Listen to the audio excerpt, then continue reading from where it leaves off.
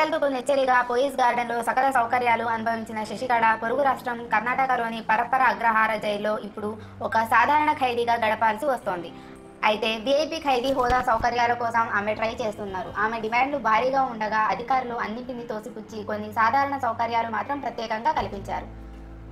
Jail అధికారులు ఖైదీలుగా శశికళకు 9234, ఇళవరసికి 9235, సుధాకరన్కు 9236 నంబర్లను కేటాయించారు. ఈ కేసులో ఇదివరకే శశికళ 6 నెలల శిక్షను అనుభవించడంతో మరో 3.5 ఏళ్లు శశికళ జైల్లోనే ఉండనున్నారు. జైల్లో ప్రత్యేక సదుపాయాలు కల్పించాలని శశికళ తరపు న్యాయవాది చేసిన విజ్ఞప్తిని కోర్టు తోసిపుచ్చింది. జైల్లో తనను వీఐపీ ఖైదీగా చూడాలన్న విజ్ఞప్తి కూడా కోర్టు పరిగణలోనికి తీసుకోలేదు. దీంతో శశికళ జైల్లో అందరు ఖైదీలాగే గడపనున్నారు. వైద్య పరీక్షలు చేయించుకొని జైల్లోకి అడుగుపెట్టిన శశికళకు ఖైదీలకు కేటాయించిన వస్త్రాలను అందజేశారు. ఆదివారం నుంచి ఆమెకు పని కేటాయిస్తారు. కాగా ఇళవరసి, శశికళ ఒకే గదిలో ఉండనున్నారు. వారితో పాటు మరో 2 వేరే ఖైదీలు కూడా ఉండనున్నారు.